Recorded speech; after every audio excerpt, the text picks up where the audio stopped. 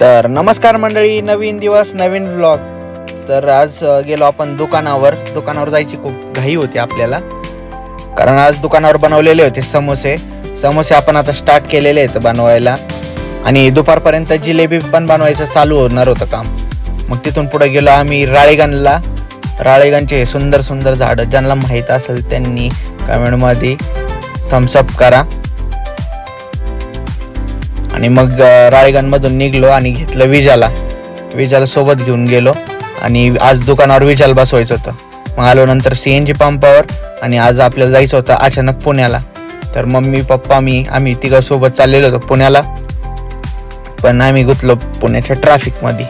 पुण्याची ट्रॅफिक कधी संपायचं नाव घेत नाही. आणि आज पुण्याला जायचं कारण असं होतं की आज होता रेश्माचा बर्थडे, आणि एवढी मोठी मेहंदी आर्टिस्ट आहे यार ती, खरंच कौतुक करण्यासारखं काम आहे तिचं. आणि तिचा बर्थडे होता, त्याच्यामुळे आम्ही स्पेशल गेलो होतो. आज तिला बर्थडेची पार्टी पण होती आणि खूप लेट होणार होतं. मग आम्ही जाता जाता म्हणलं चला तुम्हाला प्लेन दाखवून जावा. जवळच एअरपोर्ट असल्यामुळे तिथं नेहमी प्लेन येत असतात. आणि त्यानंतर युवराजांना मी गेलो सॅमला भेटायला. सॅमकडे माझं वॉलेट विसरलेलं होतं लास्ट टाइम आलो होतो त्यावेळेस, आणि घुसलो आम्ही रॉंग साईडनी, कारण पोलीस मामांची भीती राहती. आणि मग आम्ही पोचलो खार्डी बायपासला. मग घेतला आपला वॉलेट, थोड्याशा गप्पा मारल्या आणि निघालो.